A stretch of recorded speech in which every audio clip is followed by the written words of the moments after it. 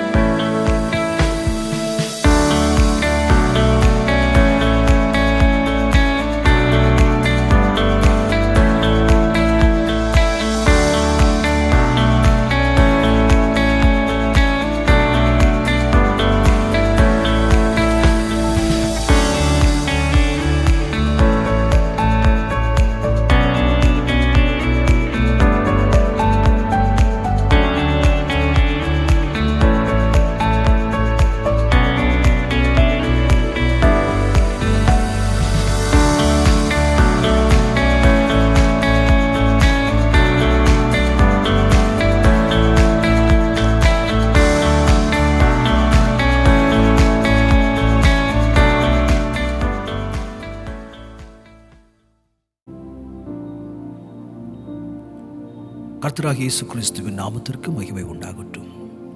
ஆண்டவராகிய இயேசு கிறிஸ்துவின் நாமத்தினாலே உங்கள் யாவருக்கும் அன்பின் வாழ்த்துதல்களோடு அலை ஃபாரெவர் வர்ஷிப் சென்டருக்குள்ளாக அன்போடு வரவேற்கிறோம். இந்த நாளின் ஆராதனை மெய்யாகவே ஒரு பெரிய ஆசீர்வாதமாய் இருக்கும் என்பதை குறித்து நான் விசுவாசிக்கின்றேன். கர்த்தரை சந்திக்கிற ஒவ்வொரு தருணமும் கூட நம்முடைய வாழ்க்கையிலே திருப்பு முனைதான்.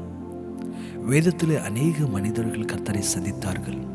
அவருடைய வாழ்க்கை மாறி போனது, சஞ்சலம் ஓடி போனது. அவருடைய எதிர்காலத்தை குறித்துதான ஒரு நம்பிக்கை உண்டானது.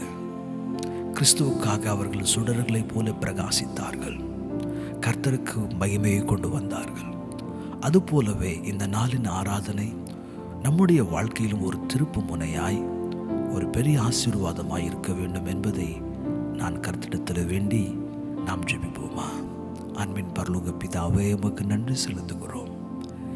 இந்த நாளின் ஆண்டவரே ஆராதனைக்காக உமக்கு நன்றி. கடந்த நாட்கள் முழுவதும் எங்களை பாதுகாத்தீர். உம்மை துதிக்கும்படியாக எங்களுக்கு கிருபை கொடுத்திருக்கிறீர். ஆண்டவரே, ஒவ்வொரு பாடல்களிலேயும் ஆராதனையின் ஒவ்வொரு ஒழுங்குகளிலேயும் நீர் எங்களை துணை நின்று நடத்தும்படி ஜெபிக்கிறோம். இப்பொழுதும் கர்த்தாவே, ஆண்டவராக இயேசு கிறிஸ்துவின் இரத்தத்தை எங்கள் மேல் ஆண்டவரை தெளித்து சுத்திகரிக்கும்படி ஜெபிக்கிறோம். உம்முடைய பரிசுத்தமுள்ள ஆவியினால் எங்களை நடத்துவீராக. இந்த நாளிலே ஆராதனையிலே பங்கு கொள்கையிலே ஒவ்வொருவர் சரீரத்திலே சுகம் உண்டாகட்டும். இயேசுவின் நாமத்தில் மனதிலே நிம்மதி உண்டாகட்டும். ஆவிக்குரிய வாழ்க்கையில் ஒரு எழுப்புதல் அன்பா உமக்கு சமீபிக்கிற ஒரு வாழ்க்கையை நீர் தந்துள்ளபடி நாங்கள் ஜெபிக்கிறோம். தாழ்மையோடு அர்ப்பணித்த இயேசுவின் நாமத்தில் பிதாவே, ஆமென், ஆமென். நாம் யாவரும் கூட சில பாடல்களை பாடுவோம். நாம் கர்த்தரை மகிமைப்படுத்துவோம். கர்த்தர் நம்மை ஆசீர்வதிப்பாராக. ஆமென்.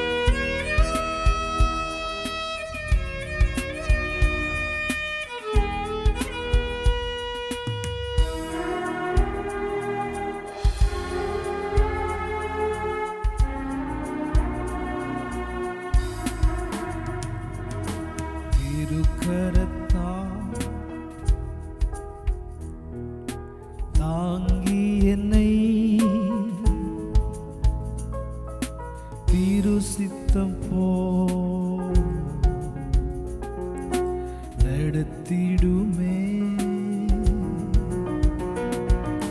குயவன் கையில் களிமண்ணா அனுதினம் வனைந்திடுமே. குயவன் கையில் களிமண்ணா அனுதினம் வனைந்திடுமே.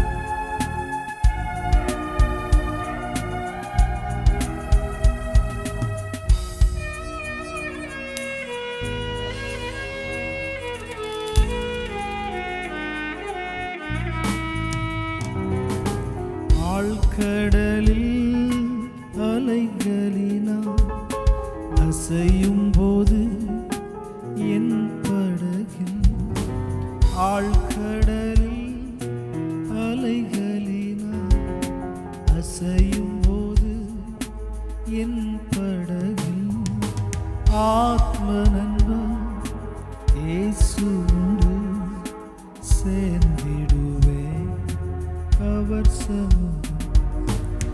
ஆத்ம நண்பன் இயேசுவோடு சேர்ந்திடுவேன் அவர் சமூகம்.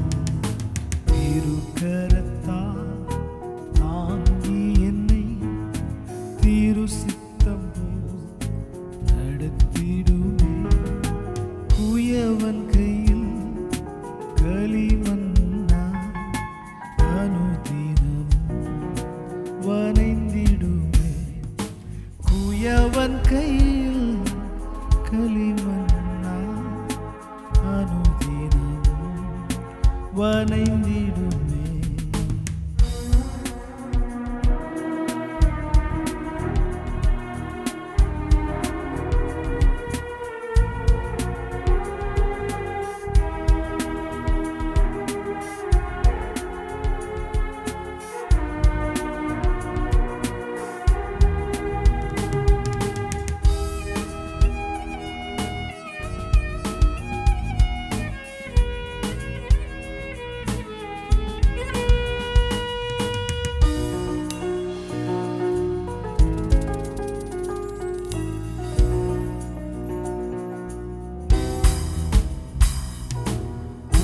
வசனம் தியானிக்கையில் இதயமதில் ஆறுதலே. வசனம் தியானிக்கையில் இதயமதில் ஆறுதலே. காரிருளில் நடக்கையிலே தீபமாக வழி நடத்தும். காரிருளில் நடக்கையிலே தீபமாக வழி நடத்தும். திருக்கரத்தால் தாங்கி என்னை திரு சித்தம் போல் நடத்திடுமே. குயவன் கையில் களிமண்ணா அனுதினம் வனைந்திடுமே. குயவன் கையில் களிமண்ணா அனு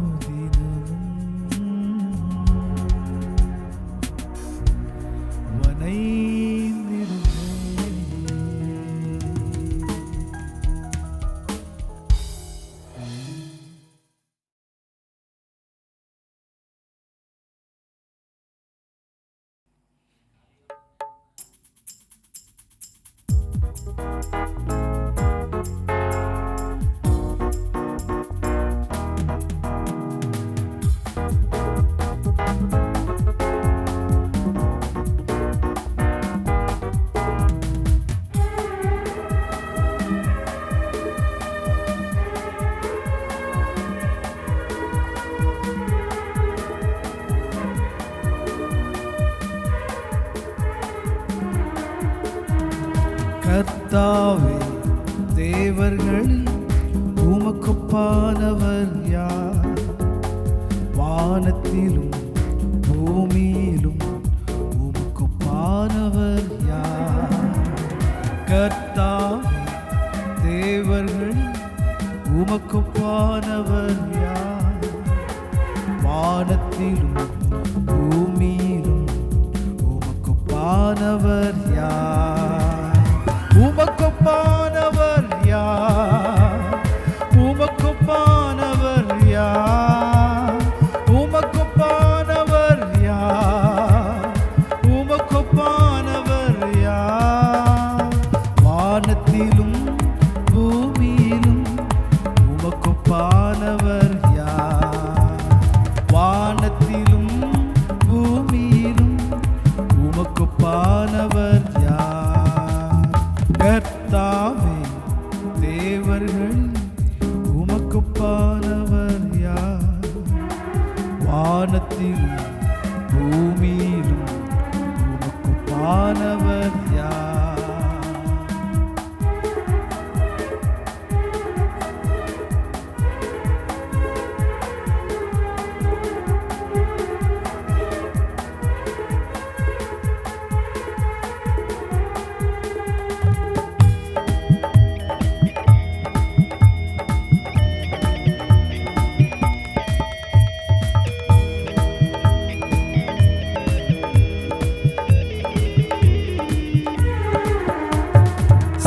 கடலை நீர் பிளந்து உந்தன் ஜனங்களை நடத்தி சென்றீர். செங்கடலை நீர் பிளந்து உந்தன் ஜனங்களை நடத்தி சென்றீர். நீர் நல்லவர் சர்வ வல்லவர் என்றும் வாக்கு மாறாதவர். நீர் நல்லவர் சர்வ வல்லவர் என்றும் வாக்கு மாறாதவர். உமக்கொப்பானவர் யார்? உமக்கொப்பானவர் யார்? உமக்கொப்பானவர் யார்? உமக்கொப்பானவர் யார்? வானத்திலும் பூமியிலும் உமக்கொப்பானவர் யார்? வானத்திலும் பூமியிலும் உமக்கொப்பானவர் யார்? கர்த்தாவே தேவர்கள் உமக்கொப்பானவர் யார்? வானத்திலும் பூமியிலும் உமக்கொப்பானவர் யார்?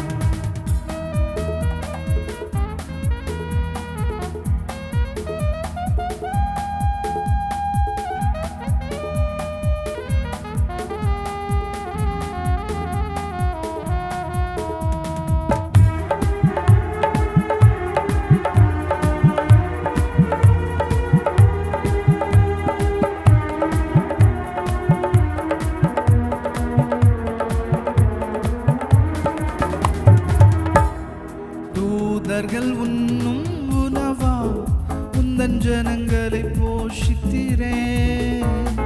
தூதர்கள் உண்ணும் உணவா உந்தன் ஜனங்களை போஷித்திரே. உம்மை போல யாருண்டு இந்த ஜனங்களை நேசித்திட?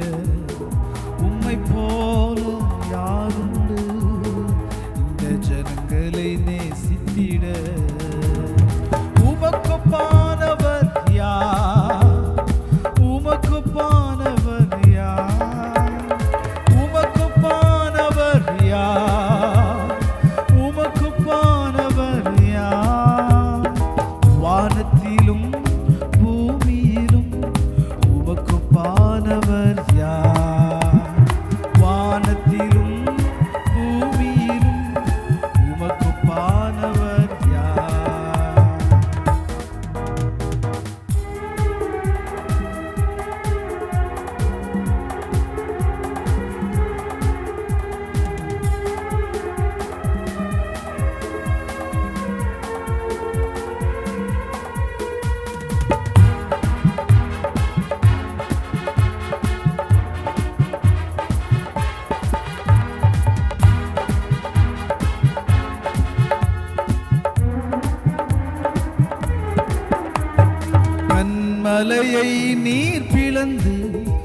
உந்தன் ஜனங்களின் தாகம் தீர்த்தி, கண்மலையை நீர் பிளந்து உந்தன் ஜனங்களின் தாகம் தீர்த்தி. உன்னாமம் அதிசயம் என்றும் அற்புதம் செய்திடுவி. உந்தன் நாமம் அதிசயம் என்றும் அற்புதம் செய்திடுவி. உமக்கொப்பானவர் யார்? உமக்கொப்பானவர் யார்? உமக்கொப்பானவர் யார்? உமக்கொப்பானவர் யார்? வானத்திலும் பூமியிலும் உமக்கொப்பானவர் யார்? வானத்திலும் பூமியிலும் உமக்கொப்பானவர் யார்? கர்த்தாவே தேவர்கள் உமக்கொப்பானவர் யார்? வானத்திலும் பூமியிலும் உமக்கொப்பானவர் யார்? கர்த்தாவே தேவர்கள் உமக்கொப்பானவர் யார்? வானத்திலும் பூமியிலும் உமக்கொப்பானவர் யார்? உமக்கொப்பானவர் யார்? உமக்கொப்பானவர் யார்?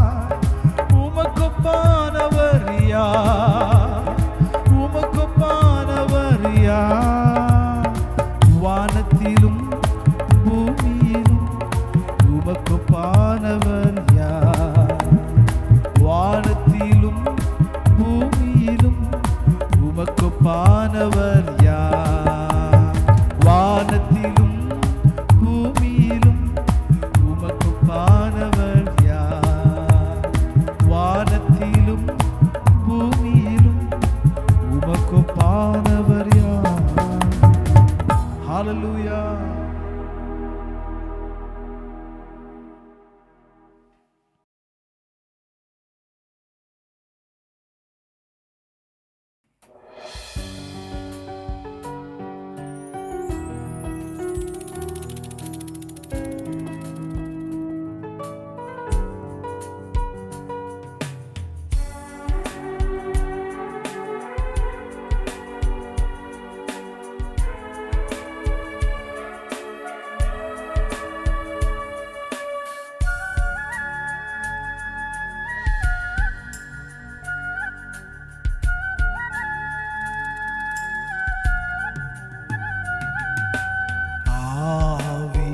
ஆவியானவரே, அன்பின் ஆவியானவரே,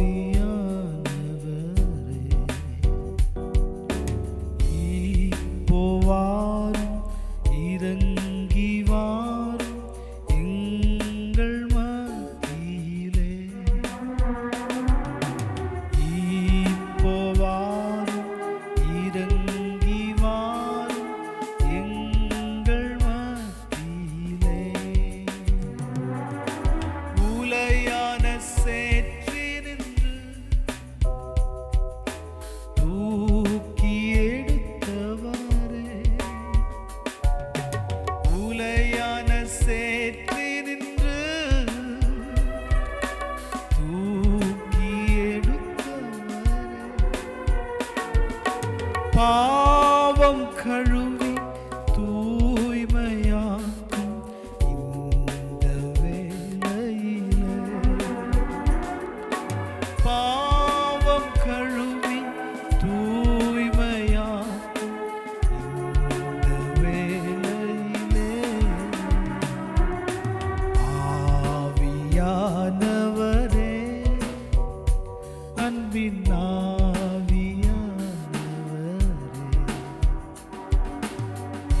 இப்போ வாரும், இறங்கி வாரும் இந்த வேளையிலே. இப்போ வாரும், இறங்கி வாரும் எங்கள் மத்தியிலே.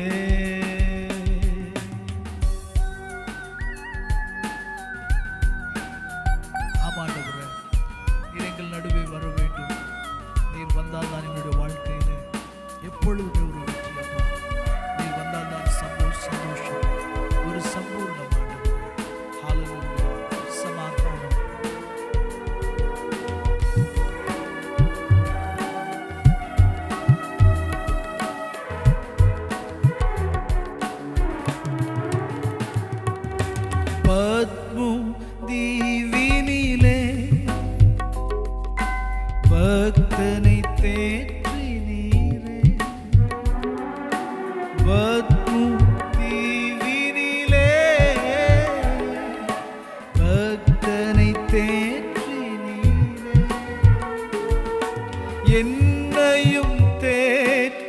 ஆற்றவாரும் இந்த வேளையிலே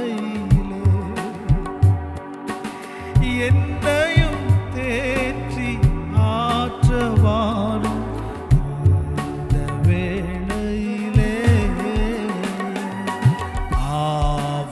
ஆவியானவரே அன்பின் ஆவியானவரே இப்போவார் இறங்கி வாரும் எங்கள் மத்தி அனைவரும் சொல்வோமா இப்போவாரும் இறங்கி வாரும் எங்கள் மத்தியிலே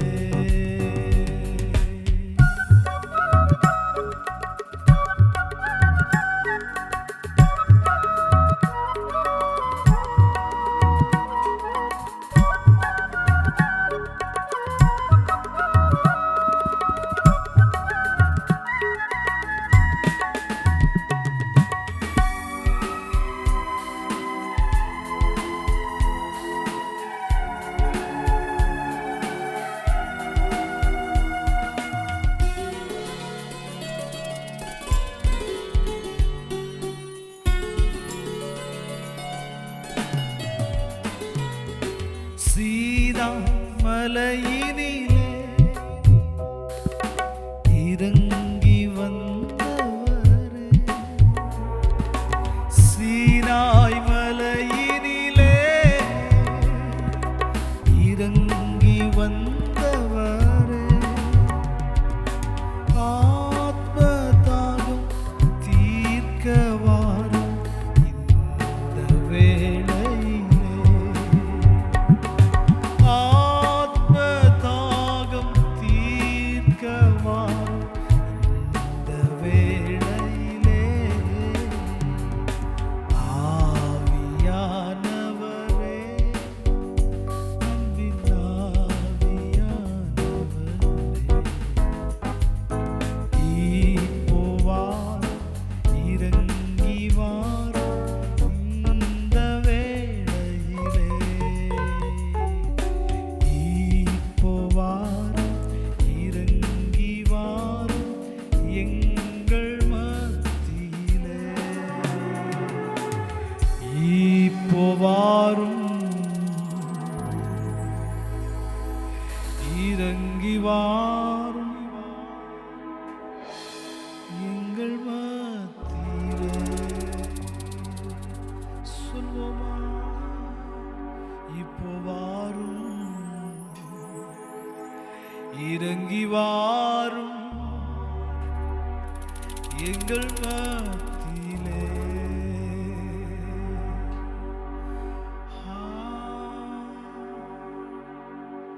ஹalleluya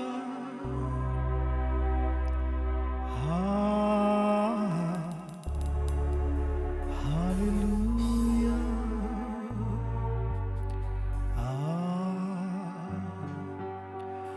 Hallelujah.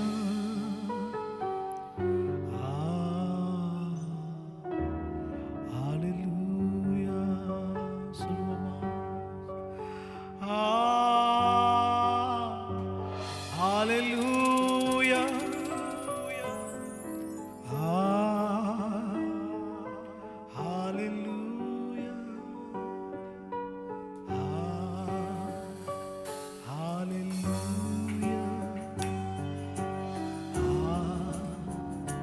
Hallelujah. ஆத்மதாகம் தீர்க்க இந்த வேளையிலே Yes, Lord. ஆத்மதாகம் தீர்க்க வாரும் இந்த வேளை அனைவரும் இரண்டு கரங்களை உயர்த்தி ஹalleluya hallelujah hallelujah hallelujah come on everybody sing Hallelujah.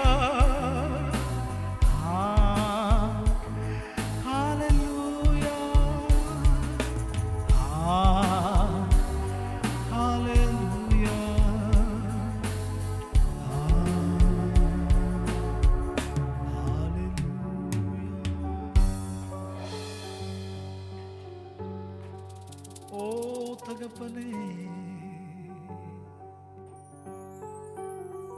ஓ நன்றி ஆண்டவரே,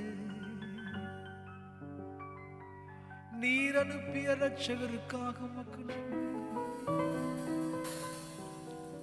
நீர் அனுப்பிய தேற்றர வாழனுக்காக நன்றி, நீர் கொடுத்த ரட்சிப்பிற்காக நன்றி, நீர் கொடுத்த உறவிற்காக நன்றி. ஆராதிக்கின்றோம், ஆர்ப்பரிக்கின்றோம், அன்பு செய்கின்றோம்.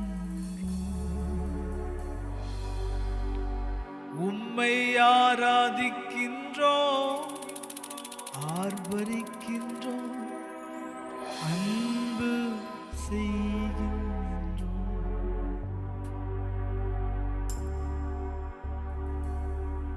சகலமும் படைத்தவரே, சர்வ வல்லவரே, சகலமும் படைத்தவரே, சர்வ வல்லவரே, மகிமைக்கு பாத்திரரே, மங்காத பிரகாசமே, மகிமைக்கு பாத்திரரே, மங்காத பிரகாசமே. உம்மை ஆராதிக்கின்றோம், ஆர்ப்பரிக்கின்றோம், அன்பு. எஸ் லோர்ட், ஓ ஹalleluya. உம்மை ஆராதிக்கின்றோம், ஆர்ப்பரிக்கின்றோம், அன்பு செய்கின்றோம். Come on, everybody sing. பரிசுத்தர் பரிசுத்தரே, பரலோக ராஜாவே, பரிசுத்தர் பரிசுத்தரே, பரலோக ராஜாவே,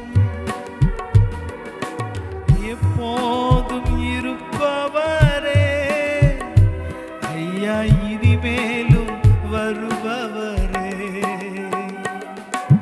எப்போதும் இருப்பவரே, ஐயா இனிமேலும் வருபவரே.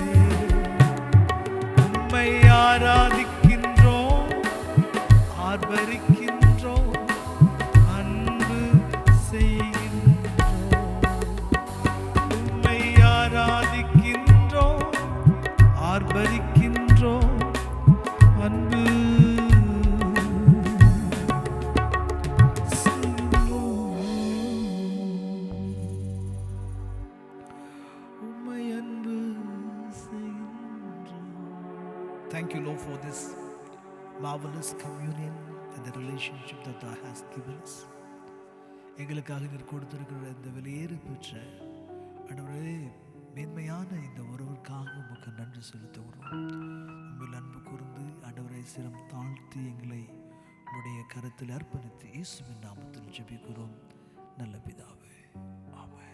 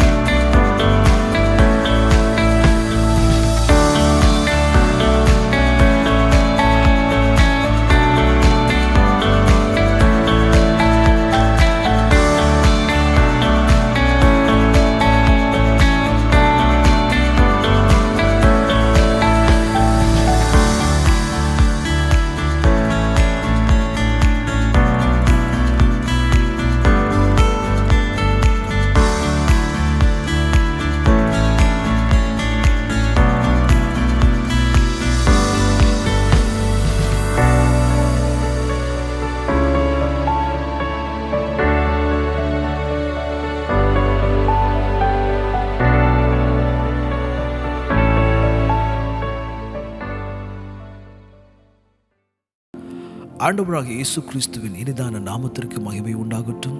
இன்னொரு விசை இயேசுவின் நாமத்தினால கர்த்தருடைய சமூகத்திற்குள்ளாய் உங்களை அன்போடு வரவேற்கிறோம். நாம் கர்த்தருடைய வசனத்துக்கு நேராக கடந்து செல்வோம்.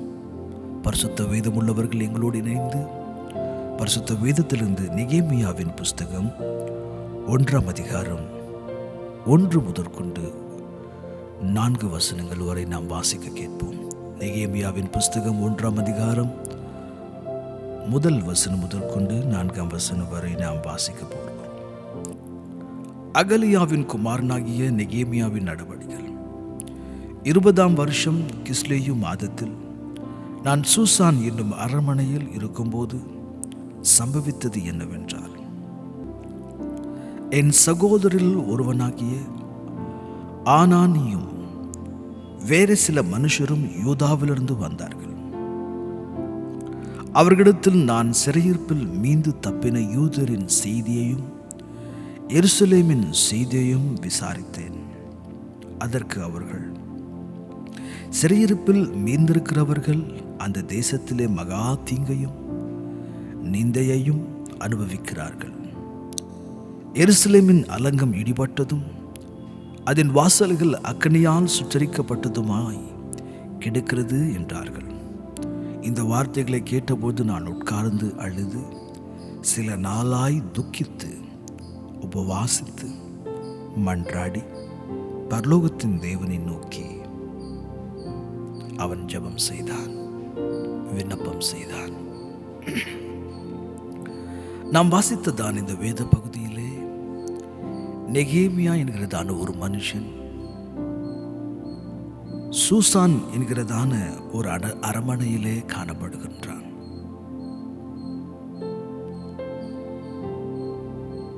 சூசான் என்பது பெர்சியா நாட்டினுடைய தலைநகரம். நெகேமியா வாழ்ந்த நாட்களிலே அந்த பெர்சியா ராஜ்யத்தை ஆண்ட ராஜா அர்தசெக்சஸ் லோங்கிமேனஸ் என்கிறதான ஒரு ராஜா. அவர் கிறிஸ்துவுக்கு முன் 464 முதற்கொண்டு 423 வரை அவர் ஆட்சி செய்தார். அந்நாட்களிலே நெகேமியா என்று சொல்லப்படுகிறதான இந்த யூதன் அந்த ராஜாவுக்கு பானபாத்திரக்காரனாயிருந்தான். அப்படி என்றால் ராஜாவுக்கு திராட்சரசத்தை கொடுக்கிறவன். பானபாத்திரன் காரன் என்று சொன்னவுடனே நாம் அவனை லேசாக எண்ணக்கூடாது. அவன் ஒரு பொறுப்புள்ள, ஒரு பாக்கியமுள்ள ஒரு வேலையில் அமர்த்தப்பட்டிருந்தான். ஏனென்றால் ராஜா பானம் செய்கிறதான பானியத்தை முதலாவது இவன் குடித்து அதில் விஷம் இருக்கிறதா இல்லையா என்பதை பார்க்க வேண்டும். இவன் ராஜாவுடைய அரண்மனை சபையிலே ராஜாவோடு அவன் பக்கத்திலே இருக்க வேண்டும் என்றால் அவன் ஒரு சௌந்தரியம் உள்ளவனாய் இருந்திருக்க வேண்டும். அந்த அவையின் கலாச்சாரத்தையும் அந்த தேசத்தின் கலாச்சாரத்தையும் கடைபிடிக்கிற ஒரு நல்ல மனிதனாய் இருந்திருக்க வேண்டும். அவன் அறிவுள்ளவனும் திறமைசாலியும் ராஜாவோடு பேசுவதற்கு ஏதுவான ஒரு மனநிலை உள்ளவனாகவும் மட்டுமல்லாது ராஜா கேட்கிறதான கேள்விகளுக்கு ஆலோசனை கொடுக்கத்தக்கவனாகவும் இருந்திருக்க வேண்டியது அவசியமாயிருந்தது. இதை நான் எப்படி சொல்கிறேன் என்றால், ஷட்ரக், மேஷக், அபேத்நேகோ, தானியேல் இவர்கள் யூத குலத்திலிருந்து அடிமைகளாய் பாபிலோன் தேசம் கொண்டு வரப்பட்ட பொழுது அங்கேயும் கூட ராஜாவுக்கு முன்பதாக நிற்பதற்கு பலதரப்பட்டதான தகுதிகளை பார்த்து தான் அவர்களை தேர்ந்தெடுத்து கொண்டார்கள். அப்பொழுது ஒரு ராஜாவினிடத்தில் ஒருவன் வேலை செய்ய வேண்டும் என்றால் அவனுக்கு எத்தனையோ மேன்மையான தகுதிகள் தேவை. ஆகவே இந்த நெகேமியா என்கிறதான இந்த யூதன் ஒரு விசேஷமான பொறுப்பில் இருந்தவன் மட்டுமல்ல, அவன் உண்மையுள்ளவனும் ஒரு பெரிய பாக்கியசாலியாயிருந்தான் என்பதை நாம் புரிந்து கொள்ள வேண்டும். இவன் அப்பேற்பட்ட ஒரு மேன்மையான ஒரு நிலையில வைக்கப்பட்டான் என்று சொல்லும் பொழுது அவனுடைய குணத்தை குறித்து காட்டுகிறது, அவனுக்கு இருந்த சாமர்த்தியத்தை குறித்து காட்டுகிறது. அந்த நிலைக்கு ஒரே நாளிலே வந்தவன் அல்ல, அவன் படிப்படியாய் வந்திருக்க வேண்டும். அவனுடைய குணசீலம், அவனுடைய சுபாவம் ஒரு மேன்மையானதாகவும், அவன் உண்மையுள்ளவனாகவும், அவன் திறமைசாலியாகவும் இருந்திருக்கிறான். கிட்டத்தட்ட ஒரு 70-80 ஆண்டுகளுக்கு முன்பதாக ராஜ்யத்திலே, பாபிலோன் ராஜ்யத்திலே சிறைப்பிடிக்கப்பட்ட இருந்த ஜனங்கள் அநேகர், கிட்டத்தட்ட மீந்த ஒரு 50,000 ஜனங்கள் பாபிலோனிலிருந்து அவர்கள் எருசலேமை நோக்கி அந்த பட்டணத்தை சரி செய்து கொள்ளவும், இடிக்கப்பட்டதான தேவ ஆலயத்தை கட்டும்படியாகவும் புறப்பட்டு சென்றார்கள். இவனும் அவர்களோடு சென்றிருக்க வேண்டியது. ஆனால் அவனோ அந்த அரண்மனையிலே தங்கிவிட்டான். ஆனால் அவன் அந்த அரண்மனையிலே தங்கினது பிற்காலத்திலே கர்த்தருக்கு அவருக்காக ஒரு பெரிய வேலை செய்வதற்கு அது ஒரு ஏதுவாய் காணப்பட்டது. அவன் அந்த அரண்மனையில் இருந்த பொழுது அவன் எருசலேமின் அலங்கத்தையும் அதனுடைய வாசல்களையும் கர்த்தருடைய ஆலயத்தையும் திரும்ப கட்டுவதற்கு கர்த்தர் இவனை எழுப்பினார் என்று வேதம் நம்மோடு பேசுகிறது. நல்ல கவனிக்கணும். அவன் எதற்காக இருந்தானோ, ஆனால் கர்த்தர் அவனை அந்த இடத்திலே ஒரு பெரிய வேலைக்காக தான் வைத்திருந்தார் என்பதை நாம் புரிந்து கொள்ள வேண்டும். அவருடைய தேசத்தின், அவருடைய ஜனங்களாகிய அந்த பட்டணத்தினுடைய அலங்கத்தை கட்டுவதற்கு, அதனுடைய வாசல்களை செப்பனிடும்படியாய் தேவன் நெகேமியாவை அந்த இடத்துல வைத்து தான் தெரிந்து கொள்கிறார். ஒரு தலைமுறைக்கு முன்பதாக அதே இடத்திலே எஸ்தர் என்கிறதான ஒரு ராணி இருந்தார்கள். அந்த சகோதரியை கர்த்தர் அந்த இடத்துல வைத்துதான் காரணம், யூத ஜனங்களுக்காக அவர்கள் மன்றாடும்படியாக, அவர்களுக்கு ஒரு மீட்பை கொண்டு வரும்படியாக தான் தேவன் அந்த சகோதரியை அந்த அரண்மனையிலே ராணியாக நிலைநிறுத்தினார். வேதத்தில் தானியேலை குறித்து யோசித்து பாருங்கள். அவன் பாபிலோன் தேசத்தில் வைக்கப்பட்டதான காரணம், பர்சியா தேசத்தில் அவன் வைக்கப்பட்டதான காரணம், வேதம் சொல்லுகிறது அவன் கர்த்தருக்கு அந்நிய தேசத்தில் மகிமை கொண்டு வரும்படியாக, ஜீவனுள்ள கர்த்தராகிய யெகோவா தான் மெய்யான தேவன் என்பதை அவன் மூலமாய் அநேக ஜனங்களுக்கு பறைசாற்றும்படியாக, சம்பவிக்க போகிற காரியங்களை அவன் மூலமாய் திட்டமாய் கர்த்தர் நம் எல்லாரோடும் பேசியிருந்தார். அதற்காக தான் கர்த்தர் தானியேலை அந்நிய தேசத்திலே அவனை உயர்த்தினார். வேதத்திலே நாம் வாசிக்கும் பொழுது எகிப்திலே யோசேப்பை வைத்தார். அதற்கான காரணம் இஸ்ரவேல் ஜனங்களை பஞ்சத்திலிருந்து அவர்களை தப்புவிக்கும்படியாய். தேவன் இப்படி ஒவ்வொருவரை அந்நிய தேசத்தில் வைப்பதற்கான காரணம், புறஜாதிகள் நடுவே ஒரு மேன்மையான ஒரு நிலையிலே வைப்பதற்கான காரணம், அவர்களை மேன்மையான நிலைக்கு கொண்டு வர வேண்டும் என்பதே அல்ல. கர்த்தருக்கு ஒரு வேலை உண்டு, அவருக்கு செய்ய ஒரு வேலை உண்டு. அந்த வேலை செய்வதற்கு அந்த மனிதனை புறஜாதிகள் நடுவிலே ஒரு மேன்மையான நிலையிலே வைத்து அவனை கர்த்தர் ஆயத்தம் செய்கிறார். அவன் ஆயத்தமான பிற்பாடு சரியான நேரத்தில் சரியான இடத்திலே கர்த்தர் அவனை பயன்படுத்தி அந்த வேலையை செய்கிறார். கர்த்தருக்கு ஸ்தோத்திரம் உண்டாகட்டும். அதுபோலவே அருமையான தேவ ஜனமே, நீங்களும் கூட புறஜாதிகள் நடுவிலே ஒரு மேன்மையான நிலையிலே வைக்கப்பட்டிருக்கலாம். கர்த்தர் தான் அதை அனுமதித்திருக்கலாம். ஆனால் நாம் அந்த நிலையிலே வைக்கப்பட்டது நாம் சுகித்து, நாம் புசித்து, நாம் நன்றாயிருக்கும்படியாக மட்டுமே அல்ல. நீங்கள் கர்த்தருக்கு செய்ய வேண்டிய ஒரு காரியம் உண்டு. புறஜாதிகள் நடுவே கர்த்தர் உன்னை வைத்ததற்கு, என்னை வைத்ததற்கு அவருக்கு ஒரு நோக்கம் உண்டு. ஆனால் கர்த்தரின் நாட்களிலே நம்மை ஆயத்தப்படுத்துகிறார் அவருடைய வேலையை செய்யும்படியாய். நாம் ஆயத்தமான பிற்பாடு சரியான நேரத்தில் சரியான இடத்தில் வைத்து கர்த்தர் நம்மை பயன்படுத்தி அவருடைய வேலையை அவர் பூர்த்தி செய்து கொள்வார். நீ ஆயத்தமாகுகிறாய் அருமையான சகோதரனே. கர்த்தர் உன்னை தேடுகிறார், கர்த்தர் உன்னை ஆயத்தப்படுத்துகிறார். ஒரு மேன்மையான நிலையிலே வைத்தது உனக்காக நீ வாழும்படியாக மட்டுமே அல்ல, உன்னுடைய குடும்பத்திற்காக சுயத்திற்காக வாழும்படியாக மட்டுமே அல்ல. நீ கர்த்தருக்கு செய்ய வேண்டிய ஒரு காரியம் உண்டு. நீங்கள் சிறிய இடத்திலே வேலை புரிகிறீர்களோ, இல்லை என்றால் உன்னதமான ஒரு நிலையில் இருக்கிறீர்களோ, நீங்கள் எந்த நிலையில் இருந்தாலும் புறஜாதிகள் நடுவில் கர்த்தர் உன்னை வைத்தது அவருக்காக நீ ஒரு வேலையை செய்யும்படியாய். அந்த வேலையை செய்யும்படியாக தான் கர்த்தர் என்னை இங்கே அமர்த்தினார் என்பதை நீங்களும் நானும் புரிந்து கொள்ள வேண்டும். அந்த நிலையிலே வைக்கப்படுவதற்கு முன்பதாக எவ்வளவாகவோ ஜெபித்திருப்பார்கள். அந்த நிலையிலே வைக்கப்பட்ட பிற்பாடு ஒரு சாட்சி சபையில சொல்லி இன்னும் அந்த வேலைகளை அவர்களுக்காகவே வாழ்கிற ஜனங்கள் எத்தனையோ பேர் உண்டு. அதுவல்ல,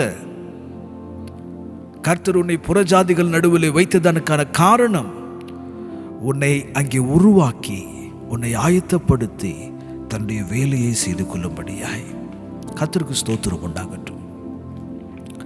நாம் வேதத்தில் வாசிக்கிறோம், இவன் சூசான் அரண்மனையில் இருக்கிறான். நெகேமியா சகோதரர் ஒருவன் வருகிறான், அனானியா என்கிறவன். இந்த அனானியா அவனிடத்தில் வரும் பொழுது அவனோடு சில யூத மக்கள் எருசலேமிலிருந்து புறப்பட்டு இவனை சந்திக்கும்படியாய் வருகிறார்கள். நல்ல கவனிக்கணும், அந்த நாளில் அவர்கள் சந்தித்ததான அந்த சந்திப்பு நெகேமியாவின் வாழ்க்கையை மாற்றி போட்டது. அந்த நாளில் தன்னுடைய சகோதரனையும் எருசலேமிலிருந்து வந்த அந்த யூதர்களையும் சந்தித்ததான அந்த சந்திப்பு அவனுடைய வாழ்க்கையை மாற்றிவிட்டது. அருமையான தேவ ஜனமே, மோசே ஒரு நாளிலே மீதியான் வனாந்திரத்திலே ஆடுகளை மேய்த்து கொண்டிருந்தான். காலை முதற்கொண்டு பார்க்கிறான், முட்செடி ஒன்று, முட்புதர் ஒன்று அக்னினாலே எரிந்து கொண்டிருந்தது. ஆனால் அது சுட்டரிக்கப்படவில்லை. நான் காலிலிருந்து பார்த்து கொண்டிருக்கிறேன், இது என்ன வினோதம் என்று கிட்டே போனான். அவன் நினையாத நாளிகையிலே நேரத்திலே கர்த்தர் அவனை அழைத்து ஒரு தீர்க்கதரிசியாக இஸ்ரவேல் மேலே அவனை நிறுத்துகிறார். ஒரு சந்திப்பு வாழ்க்கையை மாற்றியது. வேதத்திலே தாவீது என்கிறதான ஒரு மனிதன் இருந்தார். அவனும் கூட தன்னுடைய தகப்பனுடைய ஆடுகளை அவன் பசும்புல் இடங்களிலே மேய்த்து கொண்டு வந்தான். கர்த்தரை அவன் ஆராதித்துக் கொண்டு வந்தான். ஒரு நாளில் அவனுக்கு ஒரு அழைப்பு வந்தது. உன்னுடைய அப்பா உன்னை அழைக்கிறார், உன்னை சீக்கிரமாய் சந்திக்க வேண்டும் என்று துடிக்கிறார். அது அவனால் வந்த, அவருடைய அப்பாவினால் வந்த அழைப்பு அல்ல, கர்த்தரால் சொல்லி அனுப்பப்பட்டதான ஒரு அழைப்பு. அவன் வருகிறான். வந்தவுடனே தைல குப்பில் இருக்கிறதான எண்ணெயை எடுத்து சாமுவேல் அவனை அபிஷேகம் செய்கிறான் ஒரு ராஜாவாக. கர்த்தருக்கு ஸ்தோத்திரம் உண்டாகட்டும். வேதத்தில் நாம் வாசிக்கும் பொழுது பேதுரு, யாக்கோபு, ஆந்திரேயா, யோவான் இரவெல்லாம் மீன் பிடிக்கும்படியாக பிரயாசப்பட்டார்கள். மீன் ஒன்றும் அவர்களுக்கு அகப்படவில்லை. வலைகளை அவர்கள் அலசி கொண்டிருந்தார்கள். இயேசு வந்தார்.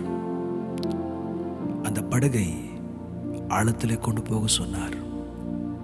வலையை போட சொன்னார். பேதுரு பேசுகிறான். அவனுக்கு தெரிந்த சயின்ஸ் எல்லாம் பேசுகிறான். ஆண்டவரே, இரவு முழுவதும் நாங்கள் எவ்வளவு கஷ்டப்பட்டோம் தெரியுமா? ஆகிலும் உம்முடைய வார்த்தையின்படி நான் வலைகளை போடுகிறேன். வேதம் சொல்லுகிறது, பெருத்த ஆசீர்வாதம் அந்த நாளில். மற்றும் பலர் படகில் இருக்கிறவர்களும் உதவிக்காக வந்தார்கள் என்று வேதம் பேசுகிறது.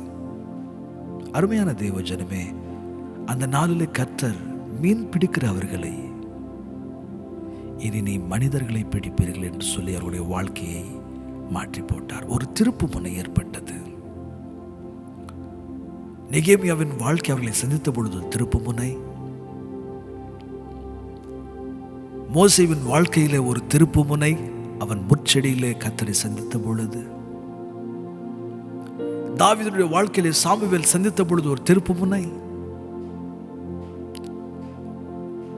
சீடர்களுடைய வாழ்க்கையிலே ஆண்டவராக இயேசு கிறிஸ்துவானவர் சந்தித்த பொழுது ஒரு திருப்பு முனை. இங்க ரெண்டு விஷயங்களை நாம் புரிந்து கொள்ள வேண்டும். ஒன்று, கர்த்தரோ அல்லது மனிதர்கள் மூலமாக கர்த்தரோ, தெய்வம் நேரடியாகவோ இல்லை என்றால் மனிதர்கள் மூலமாகவோ அவர்களை சந்திக்கும் பொழுது அவர்கள் ஏதோ ஒரு வேலையிலே மிகவும் தீவிரமுள்ளவர்களாக இருந்தார்கள். நெகேமியா சூசான் அரண்மனையில் அவன் பானபாத்திரக்காரன். மோசே தன்னுடைய மாமனாருடைய ஆடுகளை மேய்த்து கொண்டு வந்தான். தாவீது தன்னுடைய தகப்பனுடைய ஆடுகளை மேய்த்து கொண்டு வந்தான். சீடர்கள் மீன்களை பிடிக்க முடியாமல் வலைகளை அலசி கொண்டிருந்தார்கள். they were working. அருமையான தேவஜனமே, கர்த்தருடைய வசனங்களை கேட்கிறவர்களே, கர்த்தர் சுறுசுறுப்புள்ளவனை, வேலை செய்கிறவனை ஆசீர்வதிப்பார், அவனை சந்திப்பார். சோம்பேறிகளே அல்ல, எதுவுமே செய்யாமல் கைகளை கட்டிக்கொண்டு எல்லாவுமே என்னிடத்தில் வர வேண்டும் என்று சொல்லுகிறவன் அல்ல. எழுந்து ஏதாகிலும் ஒரு நல்ல உபயோகம் உள்ள வேலை செய்கிறவன். a fruitful and an effective. இதுதான் நம்முடைய வாழ்க்கையில் ரொம்ப முக்கியம். வாழ்க்கையில் ஏதோ பிரபலமாக வேண்டும், அதற்காக ஏதாவது செய்ய வேண்டும் என்று அல்ல, நீ பிரயோஜனம் உள்ளவனாய் மாறணும். அதுதான் ரொம்ப முக்கியம். நிறைய பல பிரபலங்கள் இருக்கிறார்கள், ஆனால் பிரபலங்கள் எல்லாம் பிரயோஜனமானவர்கள் அல்ல. ஆனால் நீ ஒரு பிரயோஜனம் உள்ள ஒரு மனிதனாய் மாற வேண்டும் என்று கர்த்தர் விரும்புகிறார்.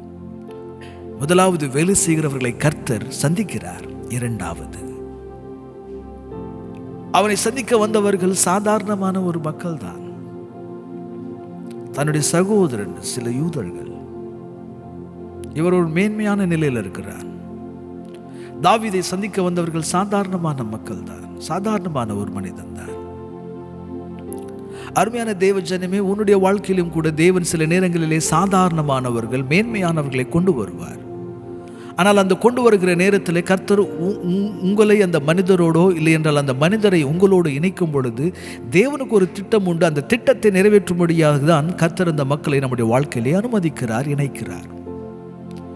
நாம் அந்த வார்த்தைகளை அலட்சியப்படுத்தாதபடிக்கு நம்முடைய அந்த வார்த்தைகளை கூர்ந்து தேவ அசைவாடுதல் என்னவென்பதை அறிந்து புரிந்து மிகவும் விவேகமாய் நாம் நடந்து கொள்வோமானால் நம்முடைய வாழ்க்கை ஒரு மேன்மையான ஒரு நிலைக்குள்ளாக உயர்த்தப்படும். கர்த்தருக்கு ஸ்தோத்திரம் உண்டாகட்டும். யாருக்குள்ளாக கர்த்தர் எதை ஆயத்தப்படுத்தியிருக்கிறார் என்பது நமக்கு தெரியாது. யார் மூலமாக எப்படி நம்மை கர்த்தர் மாற்றப் போகிறார் என்பது நமக்கு தெரியாது. ஆகவே எந்த மனிதனையும் கர்த்தர் கொடுத்த பரிசாக எண்ணி அவர்களோடு விவேகமாய் நடந்து கொள்ளுதல் அவசியம். இதுதான் ரொம்ப முக்கியம். ரொம்ப ஞானமா நடந்து கொள்ளணும், விவேகமா தேவ ஆவியானுடைய நடத்துதலோடு நம்ம நடத்தப்படணும். வருகிறவர்கள் எல்லாம் தேவ மக்கள் என்று சொல்லக்கூடாது. சில நேரங்களில் பிசாசும் கூட தான் மனிதர்களை அனுப்புவான், கன்னியாக அனுப்புவான். இதில் கர்த்தர் தந்த ஆசீர்வாதம் என்று சொல்லி நாம் கண்ணிலே விழுந்து போகக்கூடாது, அந்த பேராபத்தில் நாம் விழுந்து போகக்கூடாது. ஆகவே பகுத்தறிந்து, ஆவிகளை பகுத்தறிந்து இது எது கர்த்தரிடத்தில் வந்தது என்பதை புரிந்து கொள்ளுதல் தேவ ஜனங்களுக்கு அவசியமாயிருக்கிறது. வேதம் சொல்லுகிறது அந்த சகோதரர் வந்தவுடனே நெகேமியா கேட்கிறாரு, அவர்களிடத்தில் நான் சிறையிருப்பில் மீண்டு தப்பின யூதரின் செய்தியையும் எருசலேமின் செய்தியையும் விசாரித்தேன். இங்க வந்தவுடனே கேட்குறாரு, எல்லாரும் நல்லா இருக்கிறாங்களா? எருசலேமில் இருக்கிற மக்கள் எல்லாம் நல்லா இருக்கிறாங்களா? தேசம் எல்லாம் எப்படி இருக்கு அப்படின்னு நலம் விசாரிக்கிறார். ஒரு 150 ஆண்டுகளுக்கு முன்பாக எரேமியா தீர்க்கன் இந்த எருசலேம் பட்டணத்தை குறித்து, இந்த தேசத்தை குறித்து ஒரு தீர்க்க தரிசனம் சொல்கிறார். ரொம்ப ஆச்சரியமான ஒரு தீர்க்க தரிசனம். எரேமியாவின் தீர்க்க தரிசன புஸ்தகம் 15ஆம் அதிகாரம் 5ஆம் வசனத்தை நாம் வாசிக்கும் பொழுது, எருசலேமே, யார் உன்மேல் இறங்குவார்கள்? யார் உன்மேல் பரிதவிப்பார்கள்? யார் உன்னிடத்திற்கு திரும்பி உன் சுக செய்தியை விசாரிப்பார்கள்? யாருமே இல்லை. 150 வருடங்கள் கிட்டத்தட்ட கழிந்து போய்விட்டது. யாருமே எருசலேமை திரும்பி அதை பார்த்து நீ நல்லா இருக்கிறியான்னு கேட்கிறவங்க இல்லை. ஆனால் கர்த்தர் ஒரு மனிதனை எழுப்புகிறார். அவன் பேர் தான் நெகேமியா. அவன் மிகவும் பாரத்தோடும் கருசனையோடும் பேரன்போடும் விசாரிக்கிறான். எருசலேம் எல்லாம் எப்படி இருக்குது? யூதர்கள் எல்லாரும் நல்லா இருக்கிறாங்களா? அவன் கேட்கிறான். அன்போடு அவன் கேட்கிறான். அதற்கு அவர்கள் சொன்னதான பதில் இப்படி இருக்கிறது. அதற்கு அவர்கள் 3ஆம் வசனம், சிறையிருப்பில் மீந்திருக்கிறவர்கள் அந்த தேசத்தில் மகா தீங்கையும் நிந்தையையும் அனுபவிக்கிறார்கள். எருசலேமின் அலங்கம் இடிபட்டதும் அதன் வாசல்கள் அக்கினியினால் சுட்டரிக்கப்பட்டதுமாய் கிடக்கிறது என்றார்கள். 3 காரியங்களை குறித்து அவர்கள் பேசுகிறார்கள். மகா நிந்தையை, மகா தீங்கை அனுபவிக்கிறார்கள். 1, மகா தீங்கை அனுபவிக்கிறார்கள். யார்? எருசலேம் வாழ் பிரஜல்கள், இந்த ஜனங்கள் மகா தீங்கை அனுபவிக்கிறார்கள். 2வது மகா நிந்தையை அனுபவிக்கிறார்கள். 3வது எருசலேமின் பட்டணம் பயங்கரமாய் குப்பை மேடாய் மாற்றப்பட்டது. அதுதானே சொல்றாங்க, அலங்கம் இடிபட்டு வாசல்கள் அக்னியால் சுட்டரிக்கப்பட்டு இருக்கிறது. இது எப்போ நடந்தது? கிறிஸ்துவுக்கு முன் 586ஆம் வருடங்களில் பாபுலோன் தேசத்திலிருந்து வந்ததான ராஜா இதை செய்தான். எல்லாவற்றையும் அவன் இடித்து தரைமட்டமாக்கி அக்னியினாலே சுட்டெரித்து அநேகரை அவன் அடிமைகளாய் தன்னுடைய தேசத்திற்கு ஆயிரக்கணக்கான ஜனங்களை கொண்டு போனான், லட்சக்கணக்கான ஜனங்களை கொண்டு போனான். அதிலே வாலிபர் மட்டுமே கிட்டத்தட்ட 20,000க்கு மேற்பட்டவர்கள் இருந்தார்கள் என்று சரித்திரம் பேசுகிறது. அங்கு போன பிற்பாடு அங்கே பயங்கரமான உபத்திரவங்களை அனுபவித்தார்கள் பாபிலோன்ல. 50 வருடங்களுக்கு பிற்பாடு, பாபிலோனுக்கு சென்று சிறையிருப்பில் இருந்த 50 வருடங்களுக்கு பிற்பாடு அவர்கள் அங்கிருந்து விடுவிக்கப்படுகிறார்கள். ஒரு 50,000 பேர் எருசலேமுக்கு வராங்க. அந்த தேசத்தினுடைய அலங்கத்தை கட்டவும், அதை செப்பனிடவும், தேவாலயத்தை கட்டவும். அவர்கள் வந்து புழுதியாய் போன தங்களுடைய பட்டணத்தை கண்டு அழுது புலம்பி சகாயத்தை கேட்டு என்னமோ பண்ணணும்னு நினைக்கிறாங்க. ஆனால் அவர்கள் முயற்சி செய்யும் பொழுது ஏறக்குறைய 20 ஆண்டுகள் சுற்றிலும் இருக்கிற அயலகத்தார், அயலக பட்டினங்கள், தேசங்கள் கட்டாதபடிக்கு இவர்களுக்கு தடையாக நின்றது. மகா தீங்கை அனுபவிக்கிறார்கள், பயங்கரமான நிந்தையை அனுபவிக்கிறார்கள். இன்னமும் கூட அலங்கம் இடிக்கப்பட்டு காணப்படுகிறது, தரைமட்டமாக்கப்பட்டு இருக்கிறது, வாசல்கள் எல்லாம் அக்கினியினாலே சுட்டரிக்கப்பட்டிருக்கிறது. கலங்குகிறார்கள். எங்களுடைய நிலைமை இப்படி இருக்கு அப்படின்னு சொல்றாங்க நெகேமியா கிட்ட. அவன் கருத்தாய் விசாரிக்கிறான். அருமையான தேவ ஜனமே, நெகேமியாவுக்கு இருக்கிறதான இருதயம் நமக்கு உண்டா? நாம் கூட சில நேரங்களில் சிலருடைய கஷ்டங்களை கருத்தாய் விசாரிப்போம். Some ask questions out of curiosity. They're anxious to know the truth. ஆனா உண்மையாவே அது கன்சர்னா, அது கியூரியாசிட்டியா? உண்மையாவே அது ஒரு கருசனையா? அவர்களுக்கு நான் ஏதாகிலும் பண்ண வேண்டும் என்கிறதான ஒரு கருசனையா? இல்லை என்றால் காரியத்தை தெரிந்து கொள்ள வேண்டும் என்கிறதான ஒரு ஏக்கமா? எப்படி இருக்காங்க எங்க ஜனங்கள் எல்லாம்? தேச ஜனங்கள் எல்லாம் எப்படி இருக்காங்க? என்னுடைய மாநில ஜனங்கள் எப்படி இருக்காங்க? எங்க பட்டணத்துடைய ஜனங்கள், எங்க கிராமத்தின் ஜனங்கள் எல்லாம் எப்படி இருக்காங்க? ஒவ்வொரு நாளும் நாம் அநேக காரியங்களை கேள்விப்படுகிறோமே. பயங்கரமான தீங்குகள் நடந்து கொண்டிருக்கிறது, பயங்கரமான நிந்தைகள் நேர்ந்து கொண்டிருக்கிறது. எங்கே பார்த்தாலும் கூட இருக்க வேண்டியதான நல்ல கலாச்சாரம் உடைக்கப்பட்டு, அலங்கங்கள் இடிக்கப்பட்டதாய், அக்கினினாலே சுட்டரிக்கப்பட்ட ஒரு ரீதியை தான் நாம் பார்த்து கொண்டிருக்கிறோம். ஒரு பாரம் அநேகருக்கு இந்த நாட்களில் எப்படி இருக்குன்னா, என்னை யாராகிலும் விசாரிக்க மாட்டாங்களா? எப்படி இருக்கீங்க பிரதர், எப்படி இருக்கீங்க சிஸ்டர், என்னை விசாரிக்க மாட்டாங்களா? இந்த நாளும் கூட, இந்த நாளிலும் கூட சபைக்கு அநேக ஆண்டுகளாக செல்கிறார்கள். சிறு வயது முதற்கொண்டு எத்தனையோ போதனைகளை கேட்டிருக்காங்க. என்ன விசாரிக்க மாட்டாங்களா? இதுதான் அநேகர். சிறு குழந்தைகளுக்கு பார்த்தீங்களா, பெற்றெடுத்த உடனே அவங்க தான் வீட்டில் centre of affection, centre of attraction. எல்லாரும் அவங்களுக்கு தான் வேலை பண்ணணும். அழுதா வேலை பண்ணணும், சாப்பிடுவதற்கு நம்ம தான் போய் வேலை பண்ணணும், குடிப்பதற்கு, குளிப்பாட்டுவதற்கு. எப்படி யோசிச்சு பாருங்க. அவர்களை தாளாட்டுவதற்கு, விளையாடுவதற்கு.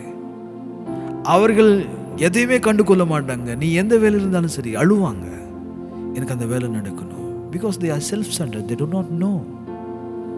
அவங்களுக்கு தான் எல்லாம் வேலை பண்ணணும். ஒருவேளை ஏதாகிலும் அவர்களை அசுத்தப்படுத்தி கொண்டாலும் அதையும் நம்ம தான் போய் கிளீன் பண்ணணும்.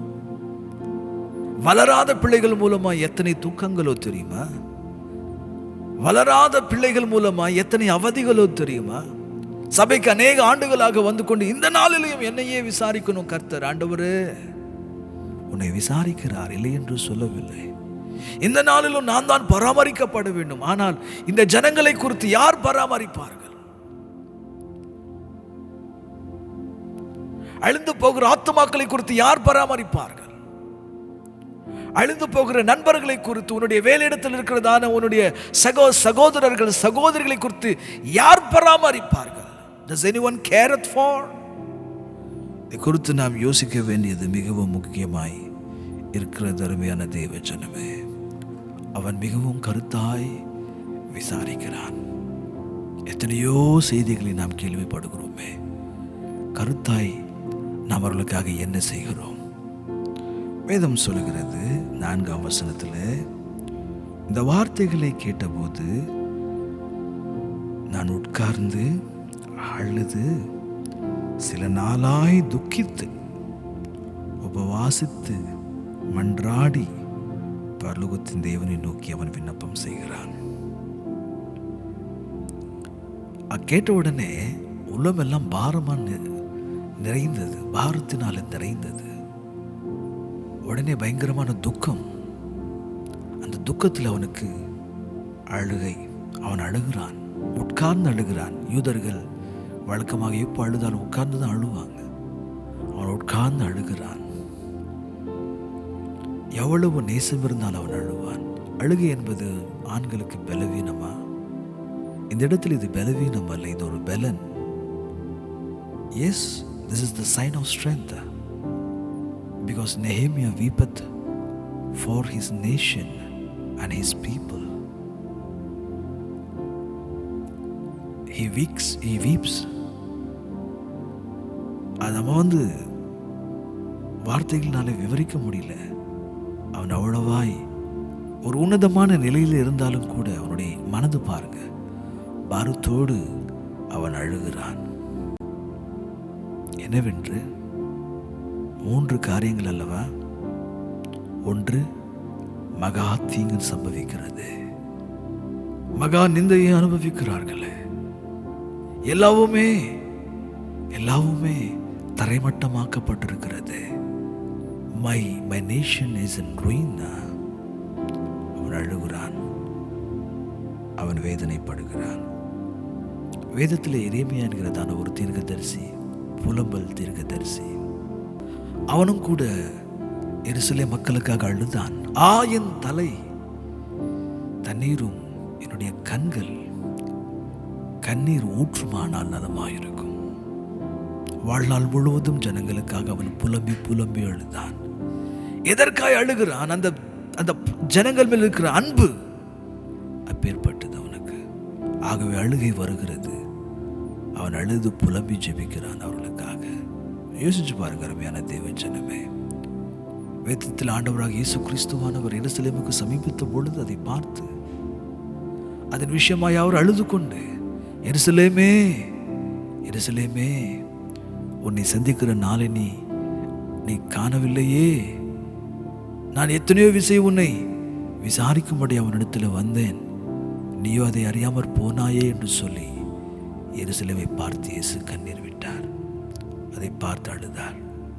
அந்த இடத்துல வீப்ப லேமெண்ட் என்கிறதான வார்த்தை போடப்பட்டிருக்கிறது கிரேக்க பாஷையில். புதிதாக திருமணமான அந்த கல்யாண பெண் தன்னுடைய அன்பு கணவரோடு தன்னுடைய வாழ்க்கையை ஆரம்ப நாட்களில் நடத்தும் பொழுது எதிர்பாராத விதமாய் அவள் தன்னுடைய கணவனை இழந்து போவானானால் அவள் எப்படியாய் துக்கித்து அவள் அழுவாளோ அவ்விதமே இயேசு அழுதார். அதுதான் அதனுடைய வார்த்தையினுடைய அர்த்தம். அவர் புலம்புகிறார். காரணம் என்ன? உள்ளத்தில் ஒரு பாரம், உள்ளத்தில் ஒரு வேதனை. என் ஜனங்கள் அழுந்து போகிறார்கள், தேசம் சீரழிந்து போகிறது, நிந்தைகளாக மாறிப்போனோம், உன்னுடைய தேவன் எங்கே என்று புறஜாதிகள் என்னை கேட்கிறார்கள், நான் என்ன செய்வேன்? அவன் அழுகிறான், புலம்புகிறான். அருமையான தேவ ஜனமே, கர்த்தரும் கூட உங்களையும் என்னையும் சில நேரங்களில் அவருடைய வேலையை குறித்து சில நேரத்தில் நம்ம பாரப்படுத்துவார். சில பேர் வந்ததிலிருந்து தப்பித்து போக பார்ப்பார்கள். தப்பிக்கும் பொழுது ஆசீர்வாதங்களை இழந்து போவது மட்டுமே அல்ல, கர்த்தருடைய திட்டங்கள், அவருடைய உத்தேசங்களையும் கூட ஜனங்கள் இழந்து போகிறார்கள். கர்த்தர் உன்னை பாரத்தில் நிரப்புகிறாரா? அழிந்து போகிற ஆத்துமாக்களை குறித்து, ஒரு கிராமத்தை குறித்து, உங்களுடைய வேலையில் இருக்கிற மக்களுடைய ரட்சிப்பை குறித்து, இல்லை உங்களுடைய சபையை குறித்து, ஊழியத்தை குறித்து உன்னை பாரப்படுத்துகிறாரா? Don't escape from that. நில்லு, அதை பண்ணுங்க. அதற்காக பாரப்படுங்க, பிரயாசப்படுங்க, அழுது கர்த்தரிடத்தில் வேண்டுங்க. அவர் அதை தான் செய்கிறான். ஒரு பயங்கரமான மகா தீங்கு, அதனோடு தான் இந்த நெகேமியா புஸ்தகமே ஆரம்பிக்கிறது. ஆனால் முடிவு அப்படி அல்ல. முடிவு மகா சந்தோஷத்தினாலே முடிந்தது. ஒருவேளை சாயங்காலத்திலே கண்ணீர் வந்திருக்கலாம், அது இரவு முழுவதும் இருந்திருக்கலாம். ஆனால் காலையில் கர்த்தர் ஒரு பெரிய சந்தோஷத்தை கொண்டு வருவார் என்று சங்கீதம் 35 நாம் வாசிக்கிறோம். அவன் அழுகிறான். அழுது வேதம் சொல்லுது, அவன் துக்கிக்கிறான், உபவாசிக்கிறான். சில நாளாய் துக்கித்து உபவாசித்து. வழக்கமாக யூதர்கள் வருஷத்தில் ஒரே ஒரு நாள் தான் அவர்கள் உபவாசம் இருப்பார்கள். ஒரே ஒரு நாள் தான் பழைய ஏற்பாட்டு காலத்தில். ஆனால் அதுவும் கூட இந்த டே ஆஃப் அட்டோன்மெண்ட், அந்த பிராயச்சித்தம் பண்ணுற நாளில் தான் உபவாசிப்பாங்க. அதனால் இவன் பல நாள் உபவாசிக்கிறான், உபவாசித்து ஜெபிக்கிறான். அருமையான தேவ ஜனமே, அவன் அழுகிறான், அவன் புலம்புகிறான், உபவாசத்திலிருந்து புலம்புகிறான். அவன் புலம்புவது மட்டுமே அல்ல, இதற்கான ஒரே ஒரு தீர்வு ஜெபம் என்பதை அவன் உணர்ந்து கொண்டான். கர்த்தரை நோக்குகிறான், அவன் பார்க்கிறான், கர்த்தரிடத்தில் ஜெபிக்கிறான். ஆண்டவரே என்று மன்றாடுகிறான். இந்த நெகேமியா புஸ்தகத்திலே கிட்டத்தட்ட 12 ஜெபங்கள் இருக்கிறது. இதில் முதலாவது ஜெபம் கர்த்தரிடத்தில் மன்றாடுகிறான், ஆண்டவரே என்று மன்றாடுகிறான். அந்த விண்ணப்பத்தை 5ஆம் வசனம் முதற்கொண்டு கடைசி வசனங்கள் வரை நாம் வாசிக்கக்கூடும். 10ஆம் வசனம் வரை நாம் அதை குறித்து வாசிக்கக்கூடும். ஜெபம். நிறைய காரியங்களினால கர்த்தருடைய வேலை நடக்காது. ஜெபத்தினால தான் கர்த்தருடைய காரியங்கள் நடக்கும். அழுது சில நேரங்களில் ஜெபித்தாக வேண்டும். ஆமாம், அழுது ஜெபிக்கணும். கர்த்தர் விதைகளை நம்முடைய வாழ்க்கையில் விதைத்திருக்கிறார். அந்த விதைகள் மீது நம்முடைய கண்ணீரை துளிகளாய் விழ வேண்டும். தண்ணீரை போல் அதன் மேல் பாய வேண்டும். அது ஒரு பெரிய ஆசீர்வாதமான ஒரு செடிகளாய் வருகிறதான சந்ததிக்கு அது மாறும். ஆமாம், இந்த நாட்களில் அநேகருடைய விதைகள் அப்படியாக விதைகளாக இருக்க காரணம், ஒரு வாழ்க்கையில் கண்ணீர் ஜெபம் இல்லை, புலம்புகிற ஜெபம் இல்லை, ஒரு பாரம் உள்ள ஜெபம் இல்லை, ஒரு பாரத்தோடு புலம்புகிற அனுபவம் இல்லை.